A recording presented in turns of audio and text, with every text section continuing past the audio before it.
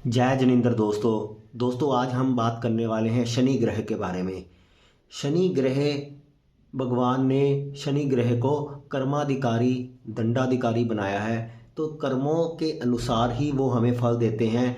कभी वो वक्री होकर हमें जीवन में बाधा देते हैं, कभी वक्री होकर हमें फ़ायदा देते हैं, कभी मार्गी होकर हमें नुकसान देते हैं, कभी मार्गी होकर फ़ायदा देते हैं, कभी साढ़े साथी के रूप में जीवन में परेशानियां आती हैं, कभी साढ़े साथी जीवन के लिए बहुत बढ़िया होती है। ऐसे ही डैया शनि की महादशा कुछ लोगों के लिए अच्छी होती है, कुछ लोगों के लिए बुरी होती है, लेकिन यहाँ पर कुछ फिक्स नहीं होता कि ये चीज़ हमेशा अच्छी ही होगी और ये चीज़ हमेशा बुरी ही होगी। इसलिए लोग साढ़े साथी के नाम से डरते हैं, लेकिन कुछ लोगों की साढ़े साथी में ही उनका जीवन बहुत बेहतर होता है, लेकिन कुछ लोगों का साढ़े साथी में जीवन अच्छा नहीं होता। तो इसका मतलब है निर्धारण करने की प्रक्रिया अलग अलग होती है। आपकी जन्म कुंडली और कर्मों को मिलाकर ही वो पता चलता है कि इंसान की जो चल रहा समय है वो अच्छा होगा या बुरा होगा। लेकिन यहाँ पर मैं आपको बोर्ड के माध्यम से कुछ एक फैक्ट बताने की कोशिश कर रहा हूँ कि शनि ग्रह जो है वो हमारा कर्माधिकारी है और दंडाधिकारी है। यानी 10वां घर जो कर्म का भाव है और 11वां घर जहाँ पे कुंभ राशि आती है, तो यहाँ पर हमें दंड भी देता है।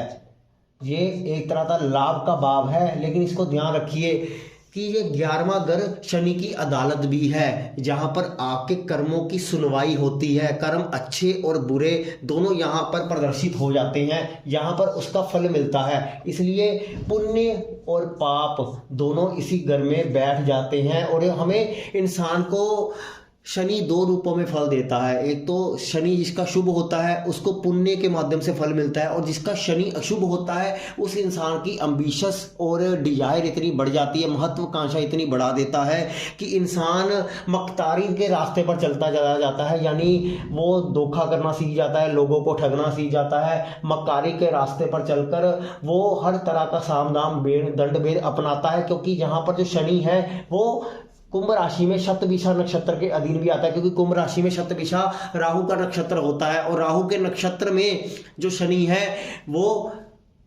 पाप का गड़ा बढ़वा देता है इंसान से, क्योंकि 11वां घर हमारी जो डिजायर है उसको बढ़ाता है, और जो गड़ा है वहां पर उसके पाप वहां पर बढ़ते ही चले जाते हैं। तो इंसान बहुत ज़्यादा महत्वाकांक्षी होकर सारे तरह के पाप करता है, और उसके जीवन में वैसे ही उसके कर्म बनने शुरू हो जाते हैं। और जो कर्म बनते हैं वो तुला राशि में जहां पर शनि उच्च का होता है, जहां पर शनि उच्च का होता है वहां के दोनों जो पलड़े होते हैं, तराजू के 2 पलड़े होते हैं, वहां पर पाप और पुण्य का फल इंसान को मिलता है। इसलिए तुला राशि में शनि बैलेंस होता है, एक अच्छी एनर्जी लेकर चलता है। इसलिए यहां पर जो शनि है शुभ माना जाता है, लेकिन शुभ तभी मिलेगा लेकिन उसका फल जो आएगा वो 11वें घर से आएगा। इसलिए ये त्रिकोण का भाव होता है, त्रिकोण का भाव।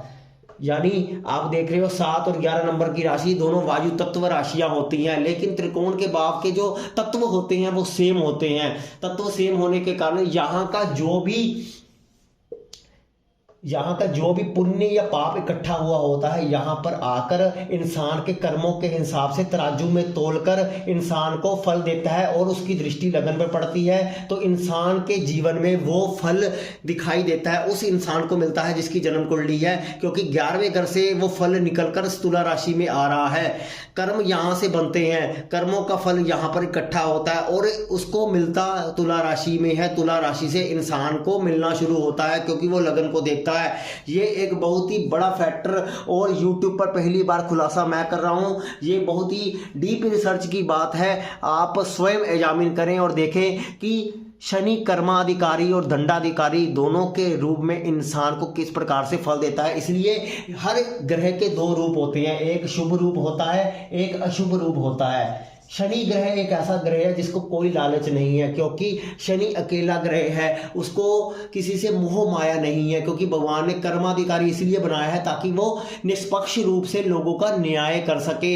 इसलिए उसको किसी चीज का लालच नहीं है, वो लालच की हटकर है। इसलिए शनि के जो तराजू के 2 पलड़े हैं उसके हिसाब से लोगों को बैलेंस करता है। लेकिन शनि जो पाप इंसान करता है उसका शनि यानी वो स्वयं अशुभ होकर उसको दंडित करता है। इसलिए जिसका शनि खराब हो जाता है, वो इंसान लालची और मक्कार बन जाता है। लेकिन वो शनि नहीं होता। शनि की जो एनर्जी होती है, इन शनि का जो आवा मंडल होता है, इंसान के 7 चक्रास के माध्यम से वो ब्लैक एनर्जी बहुत बढ़ जाती है और जो शुभ एनर्जी होती है वो कम होती चली जाती है। इसलिए शनि उसको ऐसी एनर्जी के माध्यम से दंडित करता है। लेकिन शनि एक अशुभ प्लेनेट नहीं है। शनि अपने कारकत्वों के माध्यम से अशुभता फैलाकर उसके पापों को खत्म करना चाहता है। इसलिए उसको जिंदगी में वो कर्म के माध्यम से सबक देना चाहता है। इसलिए अशुभ ग्रह की श्रेणी में रखा गया है कि दुख देने वाला ग्रह है। दुख इसलिए देखता है क्योंकि आपके पूर्व जन्म जो चल रहे होते हैं उसका हिसाब किताब भी शनि को करना है और इस जन्म के कर्मों का हिसाब किताब भी शनि को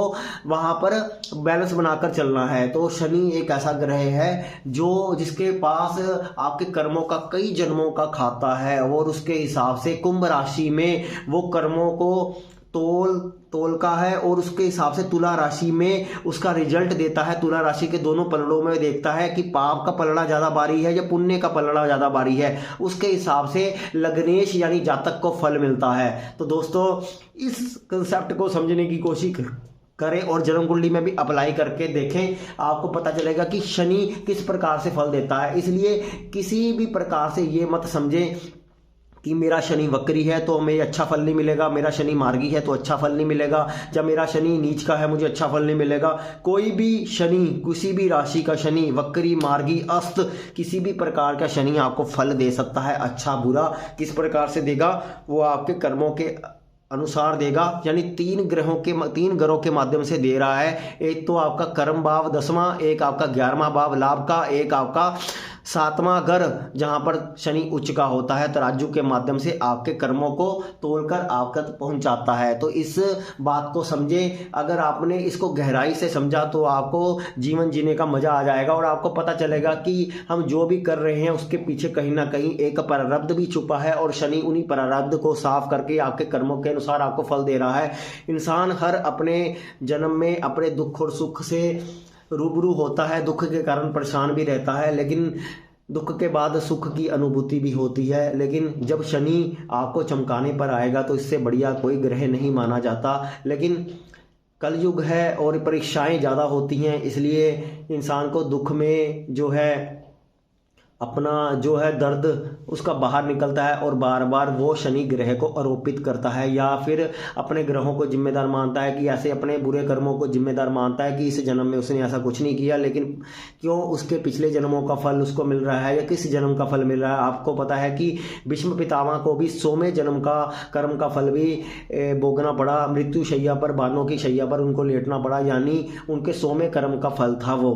तो इस प्रकार से शनि कब किस जन्म का फल दे दे आपको पता नहीं चलेगा। अच्छा भी देता है और बुरा भी देता है। जो पुण्य उदय हो गया उसके हिसाब से फल मिलता है। तो ये वीडियो अगर आपको पसंद आया तो वीडियो को लाइक करें और चैनल को सब्सक्राइब जरूर करें।